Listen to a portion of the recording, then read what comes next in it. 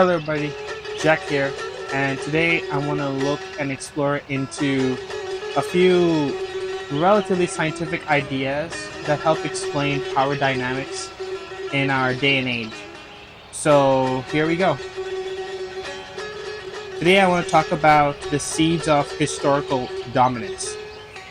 Historical dominance is not a product of destiny, it's the outcome of deliberate positioning, compounded decisions, and structural foresight.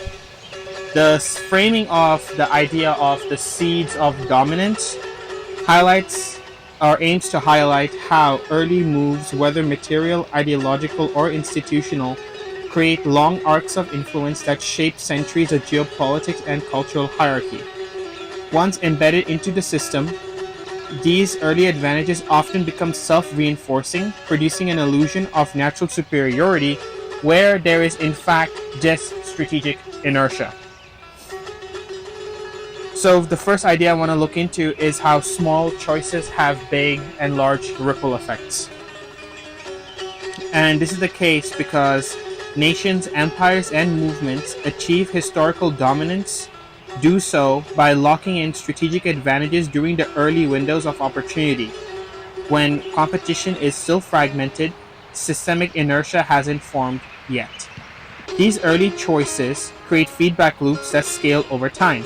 Our first example is the British Empire.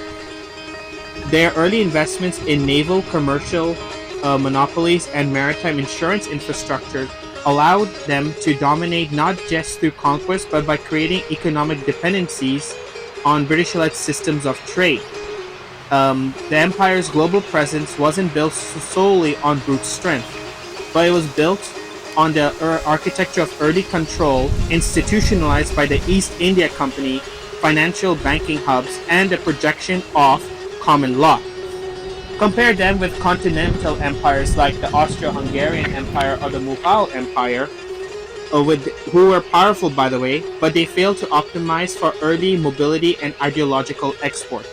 Thus, their dominance was only regional, and once disrupted, it collapsed with minimal systemic memory. Also, strategic lock-ins also apply to soft power dynamics. The spread of the Latin script is a great example of it, as its normatively framing of the Western liberal values and the use of English globally are not accidents. They are byproducts of early systems that encoded their worldviews into trade, law, and education. Additionally, these ideas and these cultural traits outlived their original host, much like how Roman legal thought survived long after the fall of the Roman Empire, and how American cultural tropes permeate in non-Western societies via film, music, and consumer branding. Additionally, geography plays a big role also as one of the seeds of dominance, because geography presents opportunities for certain decisions to matter more than others. The United States, for example, benefited from continental isolation, allowing it to develop industrially without any immediate geopolitical threats. Japan's early Meiji Restoration was triggered by Western contact, which allowed for intentional modernization, giving an edge over its neighbors who failed to pivot in time. What these examples show is that early historical windows, when the future is still malleable, matters immensely. Cultures that act decisively during those moments tend to set the terms for the systems that follow. Additionally, once power is established, the challenge is its ability to survive, its ability to persist through thick and thin. And this is when institutions come in. Lasting dominance is rarely the product of charismatic leadership alone, but it is the result of codifying advantages into the system. Legal frameworks define property, sovereignty, and civic life. Bureaucracies allow the continuation of institutions across generations of leadership. Rituals, holidays, and educational narratives transmit state logic into the identity of its people. Thus, these institutionalized advantages allows power to resist the chaos of successions, project influence without coercion, and even colonize memory. One can look to the Ottoman millet system, or the Qing dynasty's bureaucratic Confucius model, or even the American federal legal system. They're all designed to replicate their structures across vast and diverse domains. Even revolutionary moments like the Soviet Union quickly realized that without institutional codification, ideological fervor burns out fast and collapses. Hence, the transformation of Marxist theory into state dogma, command economy, and the five-year plan all were an effort to translate ideology into permanent structures, thereby ensuring longevity beyond the founding of the original ideas by the original generation. These advantages compound over time, but they also create a false sense of inevitability. Dominant nations began to see their power as natural and their institutions as universal and their culture globally desirable. This mindset is not only arrogant, but is also very dangerous.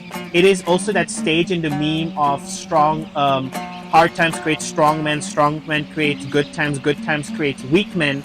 And this thing I'm describing right now is the transition of good times creating weak men, because the current generation took advantage or took for granted the advantages and the setup of the founding generation, if that makes sense. Once a society starts believing its dominance is self-justifying, it risks entering a phase of rigidity. This is the point at which the earlier adaptive systems become solidified and stratified, turning strengths into blind spots. Here are a few examples. Rome shifted from a flexible republicanism to an imperial bureaucracy. Qing China, which was once an innovator, resisted foreign technology and collapsed into internal fragmentation.